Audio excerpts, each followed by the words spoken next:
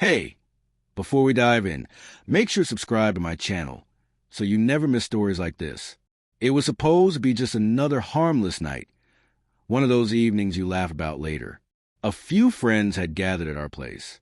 Music played softly in the background, drinks were flowing, and someone suggested a light-hearted round of truth or dare. I didn't think much of it. We were all adults, just looking for a little fun to pass the time.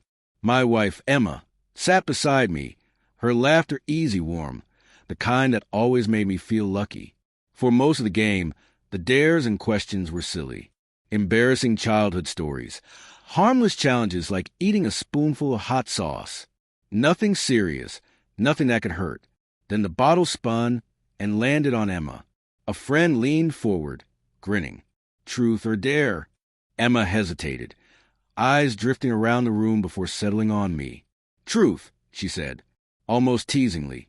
Someone asked, "What's a secret you've never told anyone?" The room quieted in that playful, expectant way, everyone waiting for a funny confession. Emma's smile faltered. For a fleeting moment, I saw something in her eyes. Hesitation, maybe even fear. She leaned closer to me, her warm breath brushing my ear, and whispered words so sharp they stole my breath. "I've been with someone else." The world tilted. The room was alive with chatter and laughter, yet I couldn't hear any of it. My heart slammed against my ribs as I slowly pulled back and stared at her. She offered the faintest smile, as if she just told a naughty joke, something trivial. But her eyes, they weren't joking. The next few minutes are a blur. I must have forced a laugh, pretending it didn't matter because no one else noticed the storm that had just ripped through me. But inside, I was unraveling. Her whisper repeated in my mind like a relentless chant. I've been with someone else. As the game continued, I remained frozen, barely breathing. Every laugh from her lips felt like a knife. Every casual brush of her hand burned with betrayal. Did she mean it? Was it a cruel joke? Or had she decided mid-game to bury a bomb in my chest? When the night finally ended and our friends left, I turned to her. My voice cracked. "What did you mean?" Emma didn't answer right away. She began clearing glasses from the coffee table slowly, deliberately, as if buying time to decide whether to keep up the act or admit the truth. I stood frozen, waiting. Finally, she turned, her face unreadable, eyes avoiding mine. "You weren't supposed to take it seriously," she murmured defensively. "It was just a game." "A game?" My chest tightened. "A game? You whispered that you've been with someone else. That's not a joke, Emma. That's—" I choked on the words. Silence stretched thick and suffocating between us. She sighed, sinking onto the couch, hands clasped tightly. "I did mean it," she muttered. I don't even know why. It wasn't recent. It was... My stomach dropped. There it was. Confirmation. She wasn't denying it. My hands gripped the back of a chair, trembling. "So it's true," I whispered. "You cheated on me." Her head sank into her hands. It was a mistake. Stupid, meaningless. It happened a long time ago, and I thought I could bury it. I never wanted you to find out like this. A cold wave swept through me. The woman I had trusted with every piece of my soul had carried this secret, like a loaded weapon, waiting for the moment it would explode. I thought back to quiet nights, excuses, moments when she seemed distant. Suddenly, everything lined up, forming a picture I didn't want to see. "Who?" I asked sharply. My voice barely sounded like my own. "It doesn't matter. He's not in our lives anymore." "It matters to me." I snapped, anger finally breaking through the shock. "You hid this from me. You lied every single day.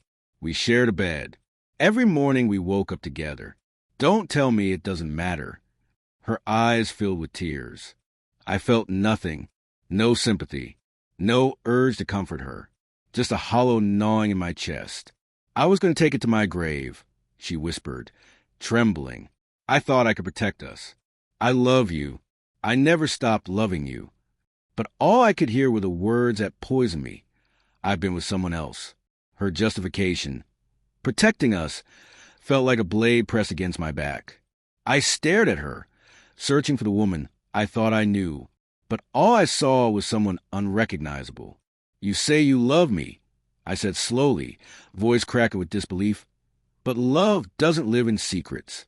Love doesn't rot in silence while you smile in my face." Emma reached for me, fingers trembling. I pulled back before her hand could touch mine. That simple motion, rejecting her touch, flashed across her face. Regret, panic, maybe both. But it was too late. The damage had already sunk deep. "I didn't mean for it to matter this much," she whispered. I let out a bitter laugh. "Didn't mean for it to matter, Emma. This is my life, my marriage, my trust, and you buried it under lies." The room was unbearably heavy. The laughter, warmth, and ease of earlier were gone, replaced by cold silence, broken only by her uneven breathing. I stood, looking at the woman who had been my partner, my confidant, the mother of my hopes. Now, all I saw was betrayal stitched into every word. "I can't stay," I said finally, calm, too calm. "Not here, not with you." Her eyes widened. Panic surged. "Please don't say that. We can work through this. People make mistakes." "Mistakes?" I cut in sharply. "Forgetting an anniversary, burning dinner, saying something in anger? Cheating is a mistake, Emma. It's a choice, and you chose betrayal." Tears streamed down her face as she reached for me again. "It meant nothing. I never stopped loving you." Her words slid off me like rain on glass.